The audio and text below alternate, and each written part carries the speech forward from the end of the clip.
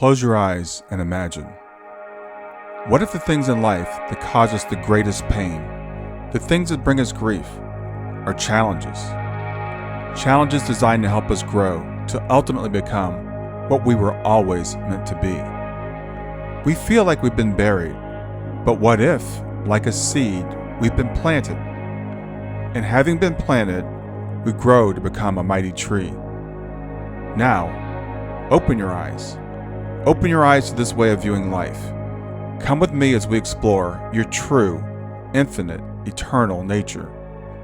This is Grief to Growth, and I am your host, Brian Smith.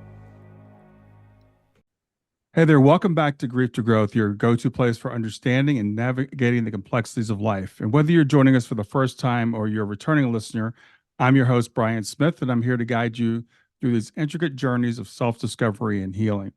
Today, we're honored to have with us Sheila Clemenson, and Sheila is an experienced transition coach. I think that she means that more ways than one. We'll talk about that. And she's a compassionate author of Over the Rainbow. She's channeled her personal tragedy, having lost her first husband, Grant, to ALS at a young age, into becoming a guiding light for others navigating the depths of grief. With her extensive background as a former HR advisor, Sheila not only accompanies individuals through the emotional landscapes of bereavement, but also empowers them to find fulfilling career paths and embrace transformative growth in their personal and professional lives. So in today's episode, we're going to dive deep into the emotional roller coaster that we call grief. We'll tackle the taboo topics in caregiving and explore strategies for life transitions post-loss. Sheila's insights will undoubtedly light our paths, offering solace and practical advice for those seeking to find meaning, purpose, and self-care during challenging times. And to learn more about Sheila's work, visit her website at sheilaclemenson.com. And after the show, make sure you go to grieftogrowth.com/community and continue the conversation there. So with that, I'd like to welcome Sheila Clemenson. Hi, thank you so much for having me today, Brian. It is great to be here and talking with you and your audience. Yeah, I'm really interested in talking to you. I know you're a transition coach. I think you help people in more ways than one, also helping people with career transitions as well as the life transitions that we go through. Um, if you could start by telling me about your husband, Grant, because that sounds like that's kind of maybe what launched you into this part of your career path. Yes, yes. So, we all have our grief journey, right? And it can sometimes start from the moment we're born and when we're younger, and then as we move forward over time. When it really hit me was when my first husband, who was at the time my fiance, was diagnosed with ALS. We had just bought a house. We just got engaged. We were planning a wedding. I was 26 and he was 32. Mhm. And he came home one day from the doctor and he said, the doctor thinks that I have one of these. And he had two pamphlets. One said ALS, amyotrophic lateral sclerosis, which is Lou Gehrig's disease. The other one said MS.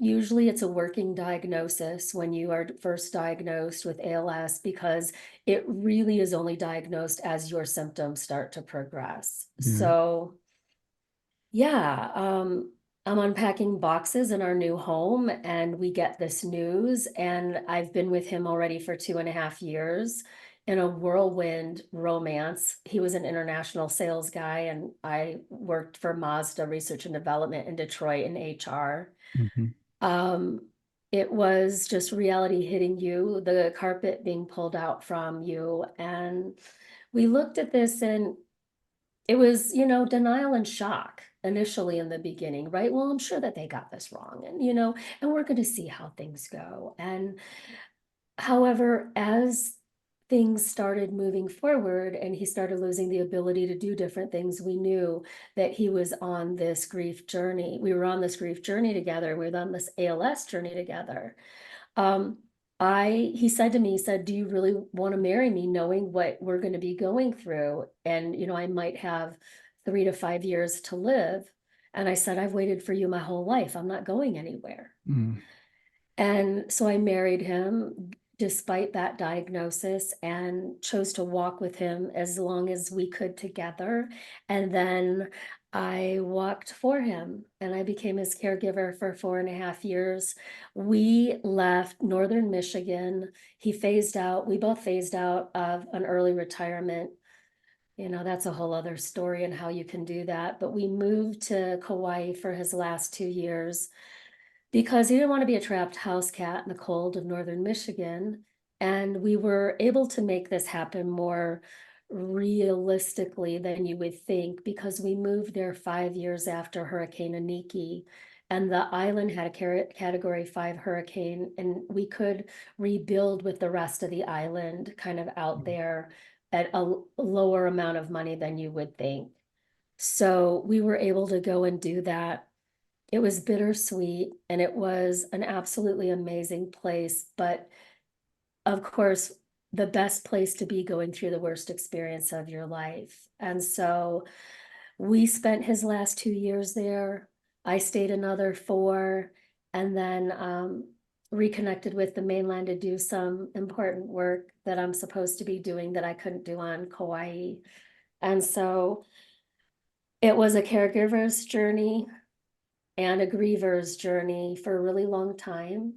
Mhm. And I just, yeah, that's really where I found myself really after all of that happened. I was really trying to put the pieces back together and figure things out. Mind you, the whole time that that was going on for 5.5 years, it was anticipatory grief and being in the trenches of taking care of somebody who needed care 24/7. And that brought its own challenges.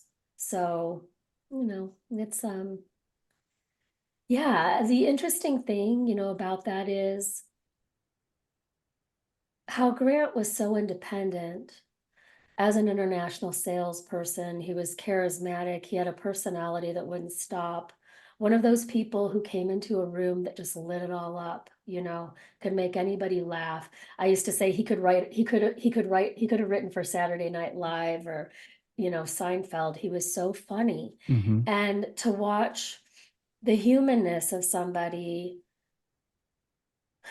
wither away from this type of disease, which you initially in the beginning, there's a couple of different types of ALS. There's one that moves faster, that people tend to die within 6 months. He had the slower moving progression that took 3 to 5 years.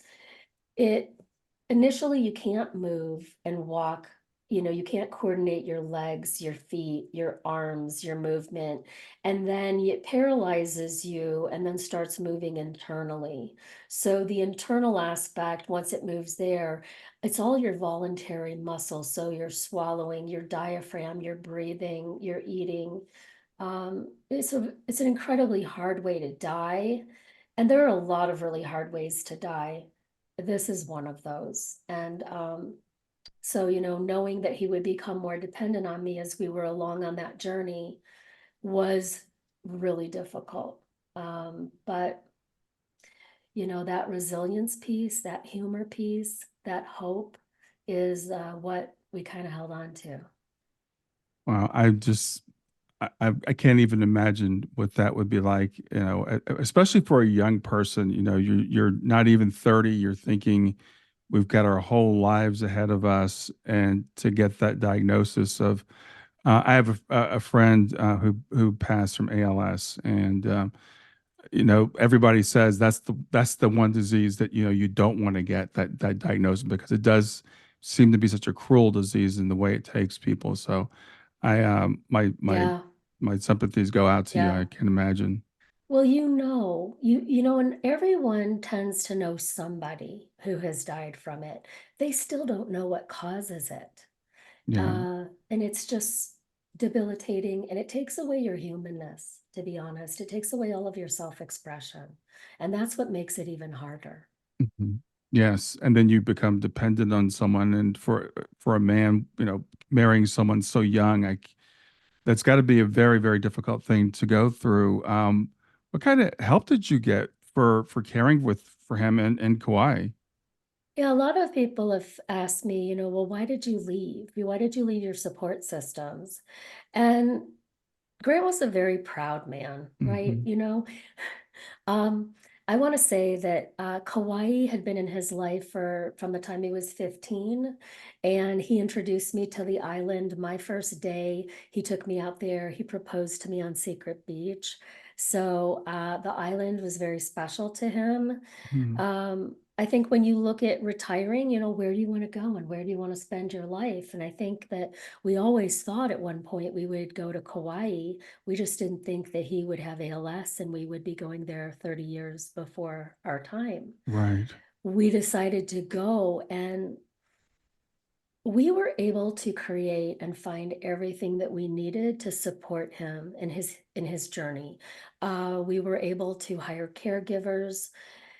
And I'm saying they weren't maybe official caregivers, right? Like they answered our ad in the paper. They showed up. They could take him to the beach. They could, feed him something to eat. It Mhm. wasn't in an official caregiving capacity. It was, kind of helping somebody, take care of someone, your husband, while you're going and you're working for our health benefits is what it ended up being. Uh, and the island just embraced us. You don't need a lot on Kauai. You need a crappy car because you don't want anything nice because of the salt water. It just kills everything. Mhm. Flip-flops, shorts, a bathing suit, a beach. I mean, yes, you need to eat and you need a decent place to live. We were able to rent a 3-bedroom, 2-bath home for $500 a month at that time, and that was 1997. So Hmm. this is well over 20 years ago to give you an idea of the time frame. Mhm. But Hurricane Iniki hit in 92. So the island was a category 5, totally devastated. So you have to think a lot of people left the island. It was rebuilding. It wasn't like it is now where you're renting the same home for 3,500 a month. Right. We were able to get a place and we were able to find what we needed. And I say in my book, Over the Rainbow, I talk about Mother Kauai as a character in my book because we felt really embraced when we moved to the island and supported by the aloha spirit and the people of the island. And I Mhm. talk a lot culturally about Hawaii and how the people on the islands, they take care of one another. And so I really did feel like we were embraced in that way. So grief, as you're well aware, is a complicated thing that comes with a whole set of emotions. Can you describe some of the things you went through as you went through this process? Roller coaster. Yeah. I talk about that anticipatory grief, right? The shock of the diagnosis, but then the denial, but then the bargaining starts kicking in pretty quickly. And that bargaining piece was, well, we'll give up whatever it is that we've got. We'll start all over again. We'll start all over again if we can just have, another chance with being Mhm. healthy again. Because when you have your health, really, you truly have everything. Mhm. So there was a lot of that. Seriously, we would lay in bed and cry for hours when he was first diagnosed. The unreal feelings, the unreal experience of that diagnosis. And then it became about Grant wanting to finish out his international sales career on a high note and not wanting anyone in the small city where we live to know that he had ALS. Mm. Um, HIPAA, he didn't want anybody to know. He didn't want anyone to treat him differently. He walked with a cane when things started getting a little bit harder in the beginning, and he just brushed it off, like, oh, I've got something going on. Maybe I skied my knees out. Maybe I did whatever. And he was able to get away with that for a while until his stability became really difficult for him to manage. And after that happened, he ended up falling and breaking his arm, laying out on some black ice in the middle of a parking lot because he needed to work that Sunday. And one of our colleagues drove by and found him out there. And from that point, when he broke his arm and he was in a wheelchair, things just started declining from there. And that was probably 6 months after his initial diagnosis. So it was a gradual process. But even within that gradual process, it was hard to manage that in the beginning, where I was becoming more responsible for him and taking care of him. So it would be, helping him go to the bathroom, then helping him wipe his butt, then helping him do other things, pull up his pants, do different things, right? And Hmm. so, you're compensating for that slowly over time until you wake up one day and you're like, oh my gosh, like I don't have a life anymore. And this is what I'm taking care of him and helping him in every way, which I was going to do anything for him. But at a certain point, you lose yourself and you lose your Right. sense of identity almost going through that too, if you're a caregiver and a people pleaser type. So I want to say the sadness, the depression, the crying, the bargaining, all of that, um, and just kind of moving through all of those different emotions, the anger that, we've been cheated out of life. And, yeah, you normally hear that this happens to 70 something year olds and Grant's 31, 30, I mean, that he was cheated out of, a long life, right? And that we were cheated out of our life together. It's hard to Hmm. not feel sorry for yourself and hard to not go to those places too. So, you're just going through all of those emotions and yet putting your best face forward every day because Grant didn't want anybody outside of our inner circle to know. And Hmm. so I had to find a couple of allies with people that I was working with that I could swear to secrecy because I needed, 4 hours off a day. And this was before family medical leave. And I was negotiating taking time off work so that I could be there to care for my husband when I was still working. And then we finally, when we moved to Kauai, that's just when we kind of just started rebuilding. And I found some extra caregivers to come in to help support me and Hmm. us. And then things kind of were a little bit more status quo, kind of for a couple of years, where he really wasn't able to use his arms and his hands and his legs too much, but he could eat and he could talk and he could laugh and joke and do a lot of things with assistance. Um, then at a certain point, just things started moving more internally. And so we just started realizing then, he was losing weight and he wasn't able to swallow and he wasn't able to, drink his smoothies anymore. And so, I mean, you start looking at all of that. And Sure. for me, I was managing his anger because as much as we want to say that we try not to hurt the people that we love the most, we do. And the anger that he had, I think of what he was going through, unfortunately, he took it out on me as his caregiver and Hmm. his partner more than anybody else. And that was hard. And so we had to kind of endure trying to move through that together. And that part was hard, I lost a husband, he lost a wife. I gained a child, childlike, dependent in every way, caring for him. And that was so hard to experience all of that while you love somebody and you would do anything for them. Sure. So navigating all of that was incredibly hard. And I talk about that in my book. And I think it's really important for people to connect with somebody as they're being a caregiver. When I was taking care of Grant, I read an incredible caregiving book called The Caregiver's Companion.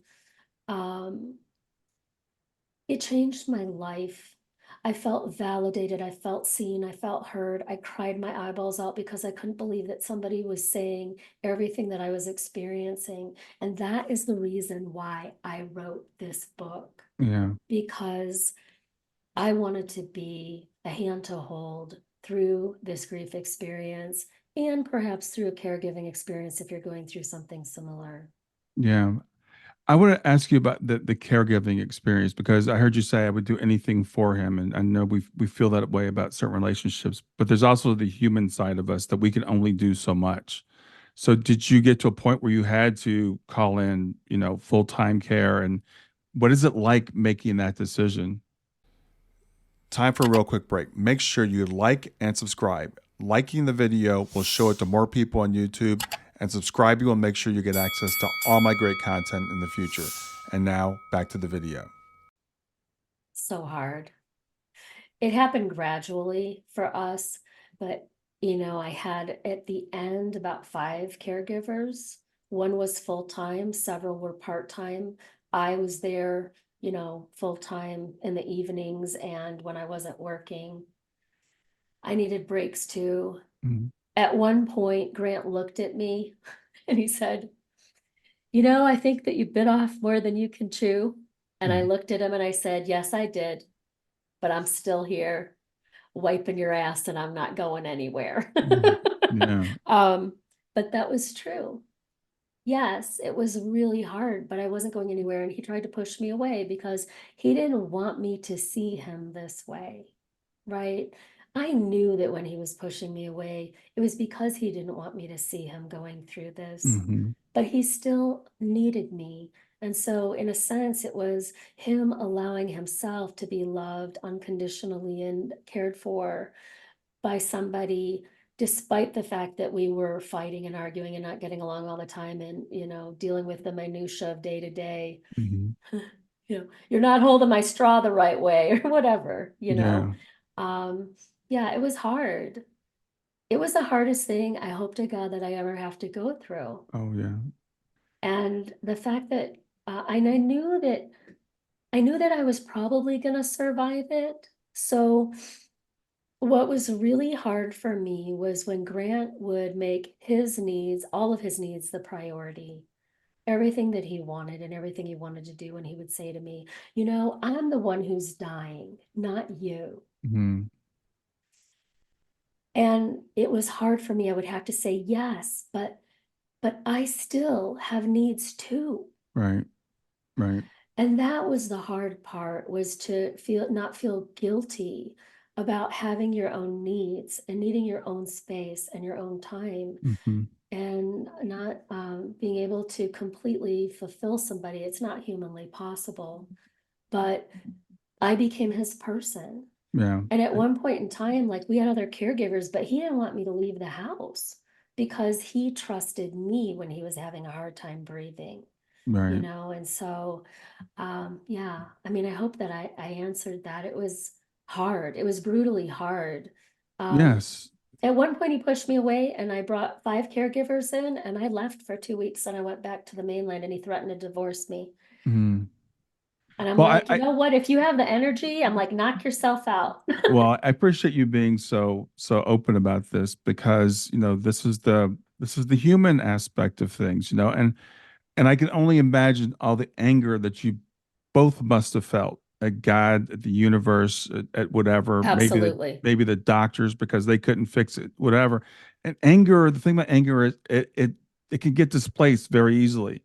So you Yes. might be angry about the situation, you might be frustrated with the situation, and then you take it out on the closest person to you, who Yes. happens to be your caregiver. And we both did it. I wasn't an innocent bystander. Yeah. I did it too, right? Yeah. Yeah. Mine was more verbal. Yeah, well, But we were both verbally, I right? think it's important to talk about that because then people will then feel guilty about the anger and all these feelings. I always say that there are no bad emotions. All emotions have a reason, but they can get misplaced. So they can get and we don't want to carry around things like anger and guilt, and they build on each other. Yeah. And at a certain point, I went and I saw a therapist because I couldn't take it anymore. Mm-hmm. And Grant said I needed to see the therapist, that he didn't need to see a therapist. So that's kind of where we were at that Mm-hmm. particular point in our marriage and in our relationship. And yes, you're exactly right. The anger gets displaced. I was angry at God when he was first diagnosed Mm-hmm. for 6 months. I'm like, I'm not talking to you. You feel betrayed. You feel left out to, do it all on your own. And, people are funny. They say, well, God doesn't give you more than you can handle.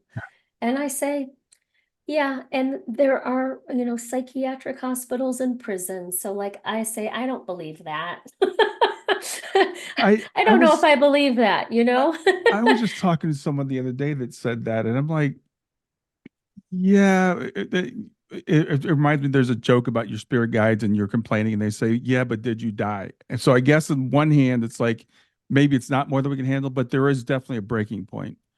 But this Um, is, yeah, but this is what I will say. So no, and I don't know if God really, had anything to do with Grant getting ALS, right? mhm, He mhm. got ALS, whatever causes that we don't know. Right, He grew up in Flint, Michigan. Maybe it was the lead in the water, who knows? right.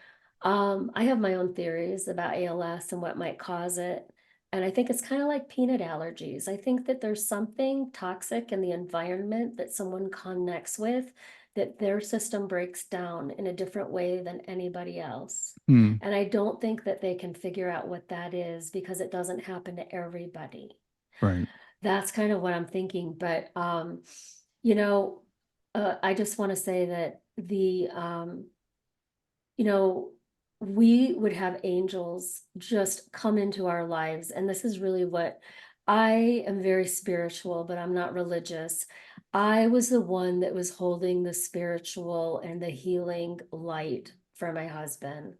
I became the conduit. I asked for healing. I connected with a hands-on healer. I connected with Reiki. I connected with a Benny Hinn Christian Miracle Crusade. I'm like, we're going to Seattle. And, I tried to do and bring whatever I could to him to help support him through a healing process. I also recognize that the people in our lives are really earth angels sometimes that come in. And sometimes it was just that one person that came into that store and said what I needed to hear that day. And then they disappeared and I never saw them again. mm, It's just, I felt once I finally kind of forgave God and kind of made peace with some of that, I became open to the universe supporting us in the ways. And so we were blessed with everything that we needed going through the worst thing imaginable. And I want to say that that right there is spirit and the universe coming in and supporting and helping people through really tough times, but being able to ask for help, ask for what you need, and being resourceful and resilient while you're breaking down on the other side because you're not going to be that way all the time. right, Um, I just had a lot of really amazing experiences that helped give me hope that we were going to make it through it, even if he wasn't going to survive it. right. One of my therapists, she said to me one day, Brian, she said, Sheila, you guys can make it through this successfully. And it stopped me in my tracks. And it was not even an option that I had considered before I Mm, had heard that. mhm, And I thought, well, what does moving through this successfully actually look like when right, you know that person's going to go through the worst experience and die? Well, it does include bringing hospice in the last few months of someone's life. It includes bringing those people in who are going to be champions and allies for you, right? And even those spirit guides and those angels on the other side, we have them too, whether some people believe that or not. I do. And mhm, I feel like I was never left. I mm. was supported. And, we have our army. Grant and I had our army of angels looking out for Yeah, us and yeah, helping us. yeah. Somewhere on that side, somewhere on this side. Yeah. So, Yes. did you and Grant talk about what comes after the transition? Um, so Grant wasn't really very spiritual. He didn't want to go into those places. Hmm. He sat in his bed one day and he started crying. And I looked at him and I said, what are you crying about? He's like, I'm not going to be able to support you and help you and keep you from all these jerks that you're going to be dating after I die. And Interesting. I'm like, Yeah. what? I mean, I was 30 years old, right? Sure. Well, I had dated some not so good guys, before I met him. And I looked at him and I'm like, you're probably right. I'm sorry. Hmm. I know that I'm kind of messed up. Um, and he was just really worried about somebody taking care of me and that he wasn't going to be able to take care of me anymore after he died. Hmm. And as precious and as beautiful as that was with me caring for him, right? He emotionally wanted to care for me, financially wanted to care for me. Sure.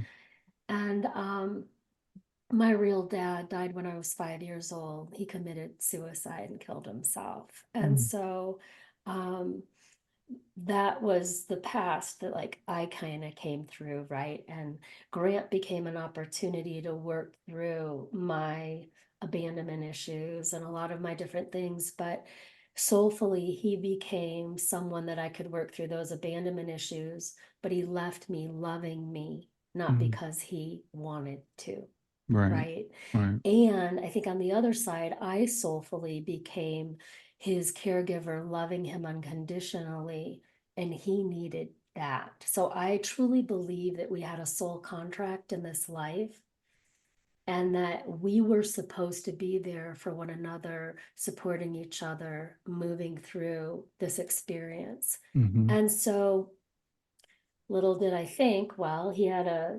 presence kind of bigger than this world when he was alive. He has a presence bigger than this world after he has passed. And Mm. so in my book, I talk about me continuing this relationship with him after he died, and that he made himself very apparent in my day-to-day existence, in the ways that he would communicate with me and the Mm. ways that he still communicates with me. And mind you, he died 25 years ago in September this year. He died Mm. in 1999. I have been with my new husband, married 12 years. I've been with him 18 years in October. I have gone through a whole lifetime of transition, Yeah. and I still have a relationship with my first husband, and he's my best friend on the other side. Mm. And my current husband, uh, I'm not going to say he's real woo woo, but like he holds the space for my dead husband. Mm.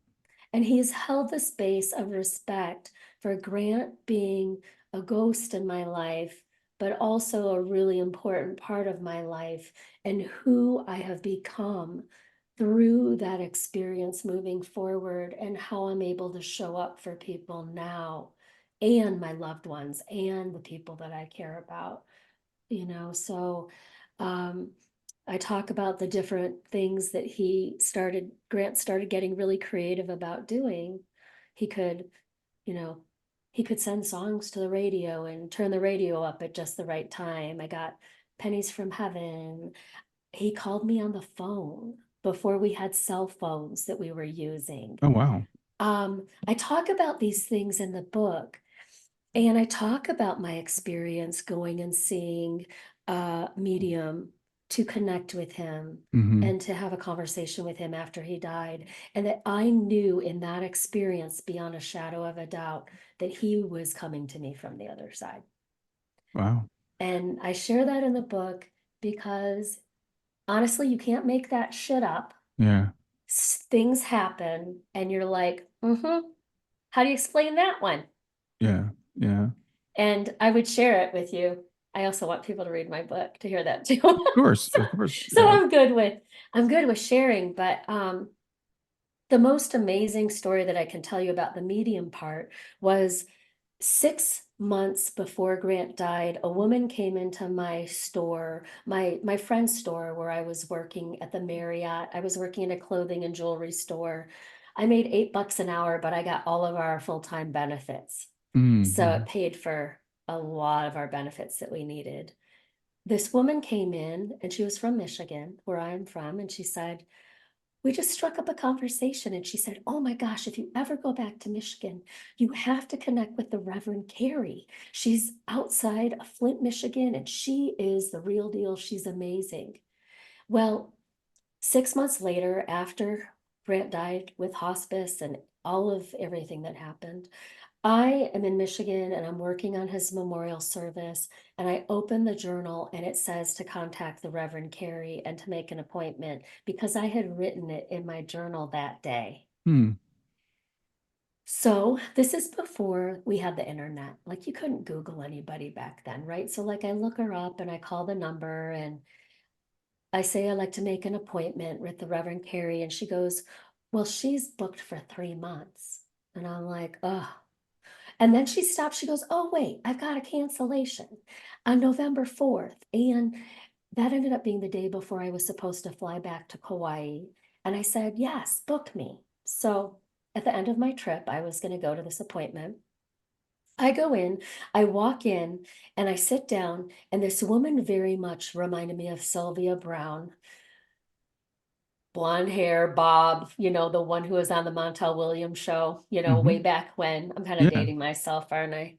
So, so uh, she looks at me and I just start looking at her. I'm like, I really want you to tell Grant I'm really sorry for everything that I did, like that guilt of feeling that heaviness and that guilt as a caregiver of those things that I said that I regretted that I kept running through my mind over and over again. And she looks at me and she says, he says that you don't have anything to forgive. Mm.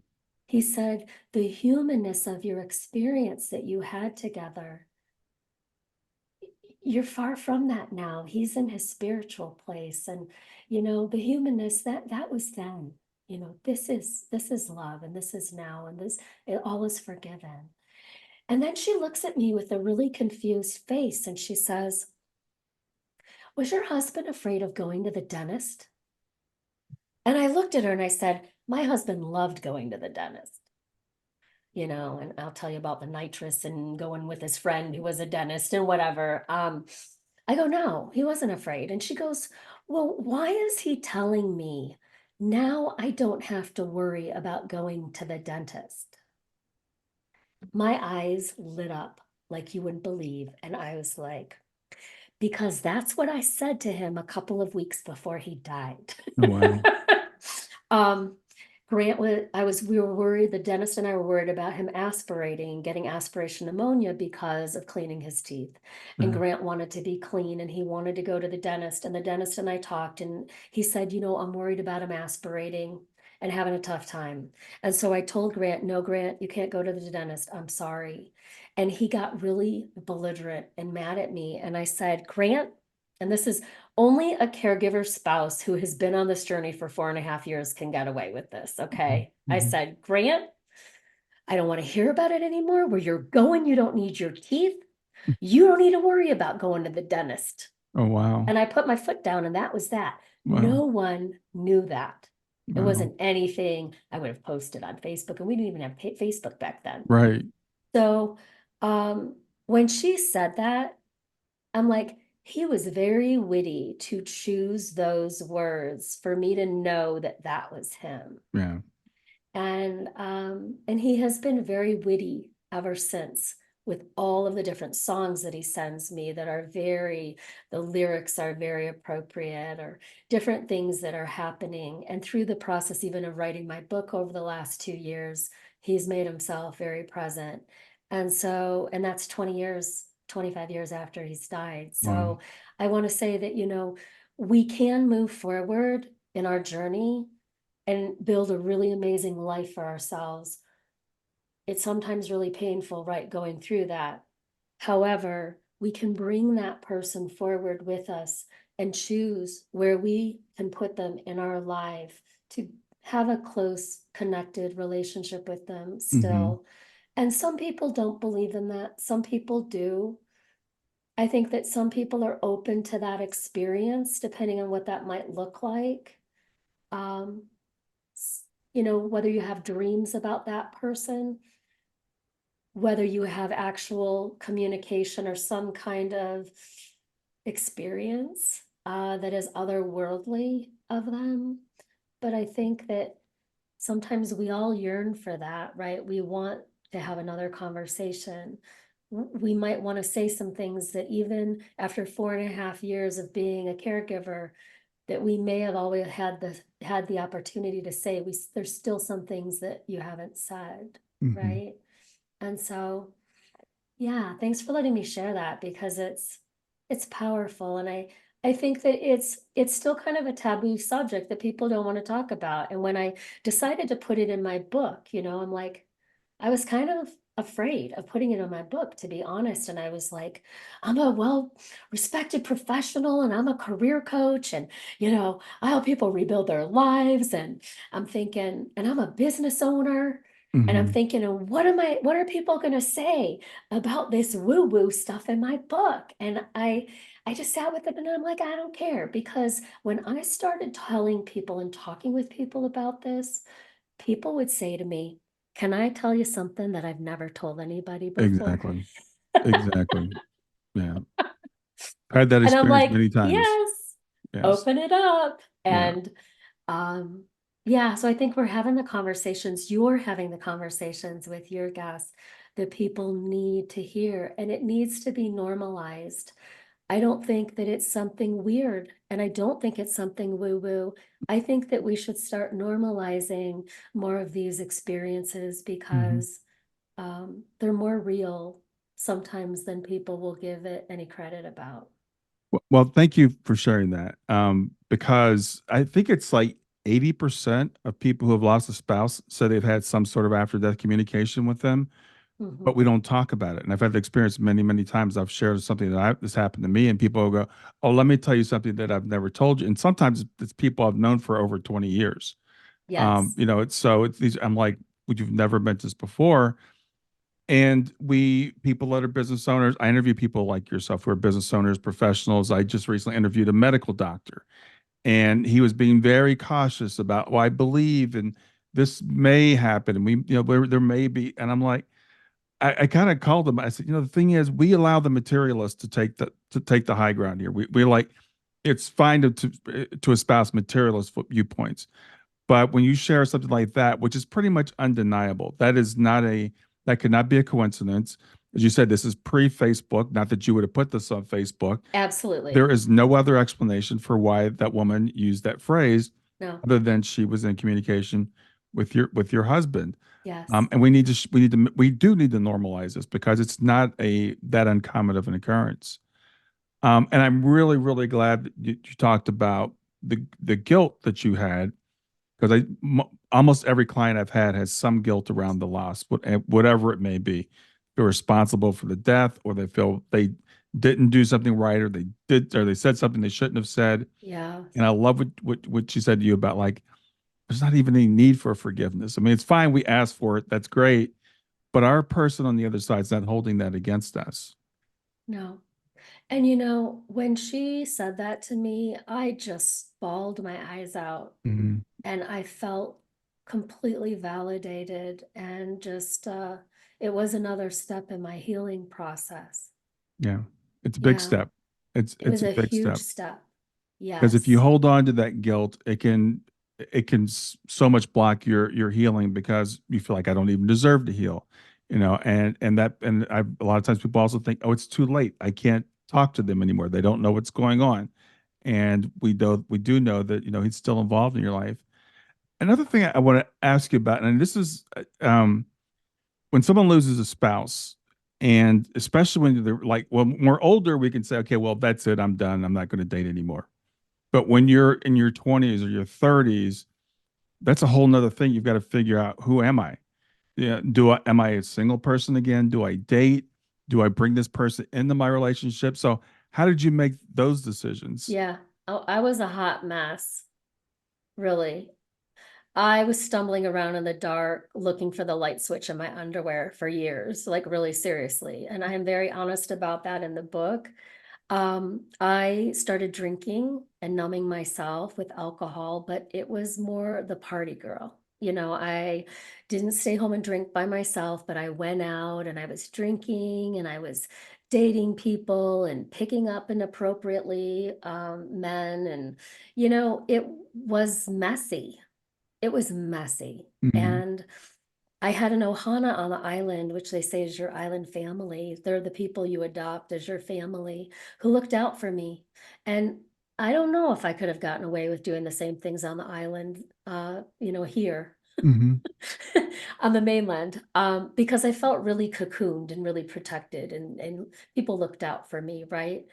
Um, but yeah, I wanted, I went through 4.5 years of being with somebody who was sick, and I wanted to be embraced and held and loved and Hmm. nurtured, and that physical touch is my love language. And like, I'm not afraid to say that, but it's like, what do you do with that? Hmm. Um, when you're drinking, you're kind of out of control and you're dating a whole lot of people that, I ran out of people to date on the island and I had to leave. Hmm. Um, I dated all the inappropriate and appropriate, committed and uncommitted people, on the islands. And I was like, I say the irresponsible and somewhat responsible people on the island. Mm-hmm. And I wasn't emotionally available, and that's who I was attracting. I was attracting people who were not emotionally available. Mm-hmm. They were good people, but they weren't available. And so, I just say that I was a mirror reflecting where I was. Sure. And I had a lot of healing that I needed to do. And as much as, I was stumbling around in the dark, trying to find somebody that could be of integrity like my husband and hold the space like my husband, I really wasn't ready for that person until I found Sean 7 years later. So Yeah. for 7 years after Grant died, I had some relationships, I had some one night stands, I had dated people for a couple years at a time, but inevitably they weren't really my partner. And I had to quit drinking before I was going to bring my partner into my life. And so I quit drinking in 2005. I've been sober 18 and a half years, which if you knew how much I love to drink, you'd be like, holy crap, that's really crazy. Hmm. And I'm proud of that. But like, I had to grow up. I had to grow up. I had to move through everything emotionally, and I had to be accountable and responsible for myself. Mm-hmm. And you might say, well, you were accountable and responsible for somebody for so long. And I think maybe that's why I went off on the other deep end, right? Sure. Is that I completely lost it after I was responsible for so long, Right. overly responsible almost. So yeah, it was messy. And it's I wanted another partner, but it's also, finding another partner that can be somebody different. So one of my friends said to me, and he was German, and so his language was really wonderful and he could speak English really well, but they have a different way of thinking sometimes, Europeans. And he Mm-hmm. says to me, Sheila, it's going to be like, your heart's filled with 200 holes. And Grant filled maybe 150 of those holes. And you're going to find somebody else someday, and maybe they're going to fill 160 or 175. And some of them are going to be the same, and many of them are going to be different. Hmm. And you will find that someday. And I have. Yeah. That's really interesting. I love that the way you put that. And I imagine we have to find a person who's willing to, frankly, not be jealous of the ghost, as you said, that person that still holds a piece of your heart and always will. Yeah. Yeah, absolutely. And Sean has shown up in a really big way, and he's responsibility at the top notch of his game, double type A Hmm. person, Hmm. military background. He was in Persian Gulf War, he was in the Navy, he was on the fire department as everything from firefighter, EMT, and division chief for 21 years as a volunteer job. And he had another full-time job when it was a volunteer department. So here I attract this, and he's on the other side of it. He's the emergency guy. He's dealing with death, life and death on the other side. And I'm the one that's, on the other back end, Hmm. right? And it's like we're this perfect balance for each other in that place. But he gets it in so many ways. And he just has always held space for him in like the most amazing way that it's really awesome. And I feel very blessed that I was able to find another person, another amazing beloved in my life that can hold the space for who Grant is. When he read my book, I said to Sean, Sean, there's going to be some things in my book that you don't know. He knew all of these other things that I'm sharing right now, but he didn't know all these mystical stories. He didn't know all about the dreams. He didn't know about all of these things. I didn't tell him everything. I Hmm. kept a lot of this for myself. Sure. And so I told him that it was in there, but I said, so Sean, when are you ready to read the book? And about a year before I was done, I asked him this, and he said, I want to read it when it's completely done, when it's completely edited, but before it's printed. Hmm. I'm like, okay. And he'd kind of roll his eyes when I talk about it. And he's like, Sheila, not everybody needs to write a book. You need to write a book. Good luck finding time with that. He would say these things to me, but he knew I was serious and that I needed to do this. Mm-hmm. So finally I said, Sean, the book's ready. And this was a year later after that. And he looked scared and he's like, well, I'm not going to start reading it until I go on my business trip next week. And I'm in the camper van all by myself. And I'm like, okay. Mm-hmm. So he's a real man's man. And so he took my book and he let me know one night he started reading it when he was out to dinner, sitting down. And he's like, I kind of got a little teary eyed. I had to stop reading the book and I had to excuse myself, and I'm not going to read that in a public place anymore. I'm like, well, that's probably a good idea because my book does make grown men cry, and I'm proud of that. Mm-hmm. So he read it. And my husband goes to bed at 9, 10 o'clock. He's an early to bed kind of a guy. Mm-hmm. He stayed up till 1 in the morning reading it. I told him before he read it, I said, Sean, you do not need to tell me whether you like this book. You do not need to give me a critique, or you do not need to tell me anything about it. I need you to know what's in here because you're in here, and I need you to be okay with what is written about you. Mm-hmm. If you want anything changed, you need me to know. And so he says to me, I got a text message this long the next morning, and he said, oh my God. He goes, who am I married to? And who who are you? Like, this book is amazing. And how is it that you married me?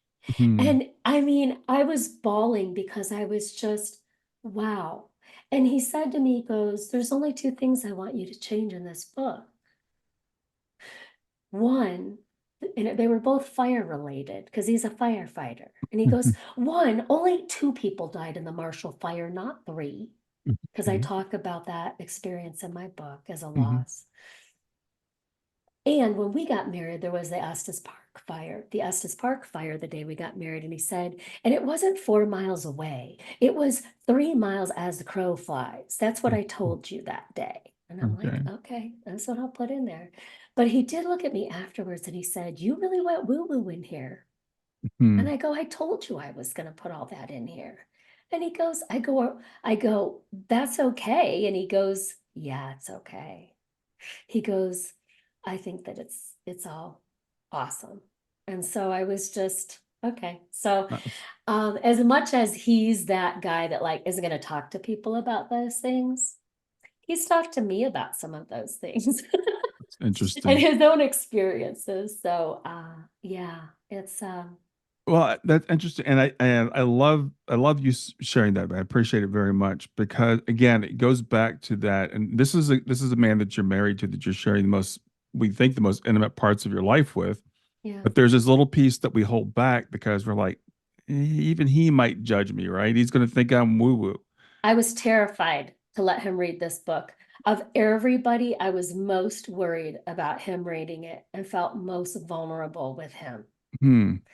And it has been the best thing that I could have ever done for our marriage. That is awesome. Yeah, I've got goosebumps you just saying that. I think it's so important that we be our authentic selves with everyone around us. And again, these are the most, to me, this is what life's about. This is the most important thing. And this is the thing Yes. that we hold back on, you know, because I'm a business owner, because I'm a serious person, because I'm I don't want people scientifically to think minded. I'm crazy. Right, right, right. Exactly. Well, again, thanks very much for doing this.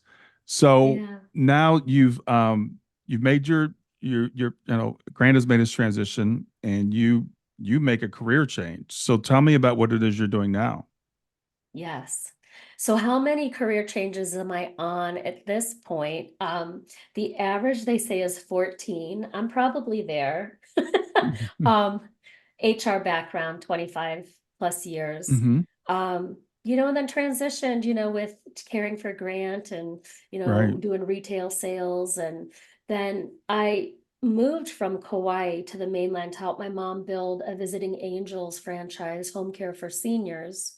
Because of that caregiving piece and the HR piece and the marketing piece, I kind of brought it all together. Hmm. And then I moved up to Denver after taking the coaches training program with CTI, Coaches Training Institute. And I got a grief recovery certification from the Grief Recovery Institute as well. But I talk about all that because I kind of brought together what I really wanted, and which was helping people rebuild their lives moving forward through their grief process. I did grief wellness coaching. I started a grief wellness retreat place on Kauai when I lived there. And Hmm. then the economy tanked in 2008, and I had to get a regular job again because I couldn't sustain my business. So I went back into HR and I worked for Boulder Community Health, a hospital up here, for 9 years. And I did HR advising, all the different kinds of things in that area. And at a certain point, I was really burned out. And I left there going, what do I do? And I said, I help people connect with their meaningful purpose and their careers and what they're doing, how they want to spend their valuable time in this life. And so I got a career development certification and I started my own career coaching business.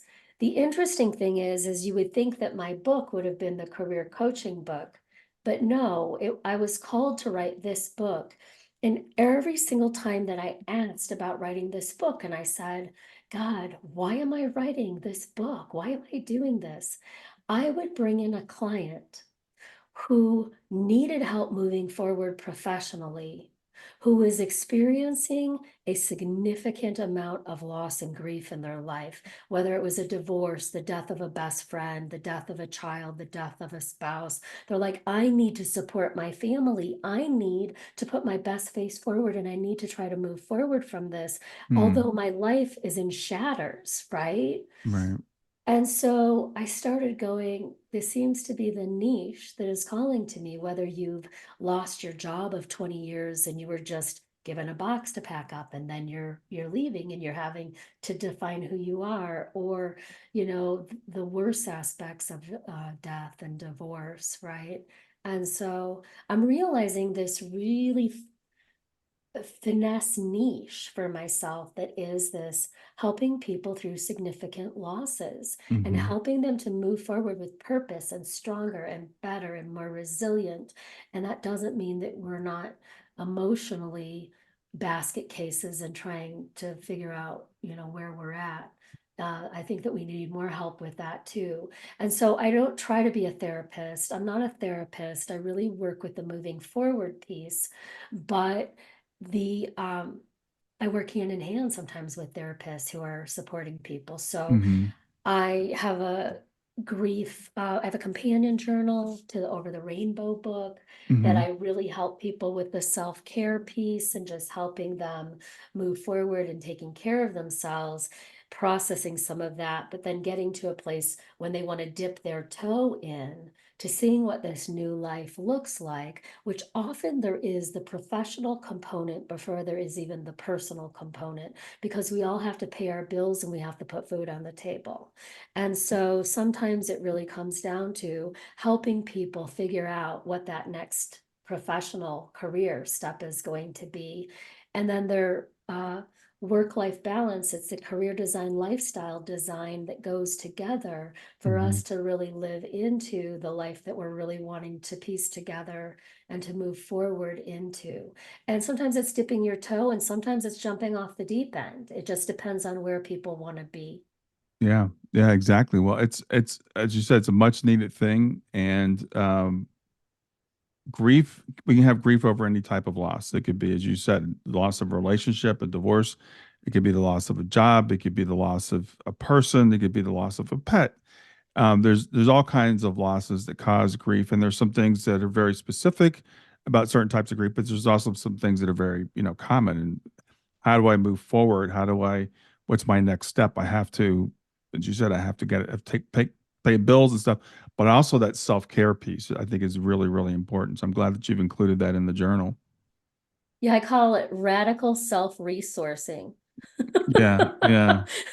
You know, because we really do. We put ourselves on hold a lot of the time, and then we don't even know how to take care of ourselves anymore. And I say, you know, when we're in the grief wilderness, and I borrow that term from Dr. Alan Wolfelt, who is based up in Fort Collins here. We don't know how to navigate some of that because we've never been here before. And taking care of yourself includes these strict boundaries. And sometimes it's boundaries of steel around the people who are not going to support you in your life and the people that you really, who are toxic, that you really shouldn't be around. And sometimes it looks like taking care of yourself in a totally different way Hmm. than you've ever cared for yourself before, because short of dying, which is the most selfish thing we'll ever do, grieving is the next selfish thing that we should be doing for ourselves to help us move forward so that we can, you know, assimilate back into society in whatever way that we want to do that, and do that dance, you know, with Yeah. our communities and who we care about. Well, you just said something. I think that, well, you said a lot of things are very important. So I don't mean this was, but something you just said, I really want to emphasize about that self-care aspect of grief, because again, we talk so much about moving forward. And I was just reminded when you said that, because I was talking with the client just a couple of days ago, who's just been through massive loss, displaced from their home, father's passed away, all kinds of stuff going on. And this person was so concerned about being productive. And they're like, I'm not as productive as I should be. I have all these things I know I should be doing, and I'm not doing them. And I'm like, when we're in grief, that's the time for us to be selfish, to use that word. We have to take care of ourselves first. And we sometimes we have to let those other things go for a little while. Yes. And if you don't give yourself permission, and I say we have to give ourselves permission to do that, Hmm. it really sets us back in healing through our grief. And I don't care what anyone says, you have to move through it to get to the other side of it. And Exactly. there are plenty of things that we do to numb ourselves and or to, you know, and being a workaholic and being overly productive and not going into those emotions is one way, but Hmm. you will inevitably find yourself sitting in it at some point. Yeah. Yeah. It's not going to go away. Yeah. You can run, but you can't hide. Yeah. You Exactly. know, right? Yeah. It will catch up with you. Well, Sheila, anything that you would like for me to have asked you that I didn't? Anything that we missed, do you think? No, I love the conversation. I think that we touched on so many different things that are so important. I just want to say that, you know, that my book is really, it is a book about grief, but it is a book about love. And I want to say that there's humor in it. There is connection in it. And, Hmm. you know, sometimes the response that I'm getting from some people is, I'm not ready. I'm not ready to read it. And I'm like, but you're already grieving. Yeah. There are things in it that there's self-reflection and there's exercises that may help people. And people who are grieving have told me that it's helped them. But the interesting thing that some friends have shared and other readers is, even if they're not grieving the death or the loss of something, reading it has helped them to hold the space for people who are grieving Mm, better. And that piece was not expected. I did not interesting. expect for people to tell me that it was a resource for to help support people in grief. So I just want to say the book really is for everybody. Awesome. Awesome. Well, again, remind people where they can reach you and remind people the name of the book. Yeah. So the name of the book is Over the Rainbow: From the Depths of Grief to Hope. Hmm. It's available on Amazon. You can also find it at SheilaClemenson.com. And also with my transitions coaching, it's transitions with an S, coaching services with an S.com. And those are the two places that you can find me. Awesome. Well, thanks for being here so much. I appreciate our time and thank you for this opportunity to connect with people who really need it. Yeah. Have a great rest of your afternoon. You too. Thank you.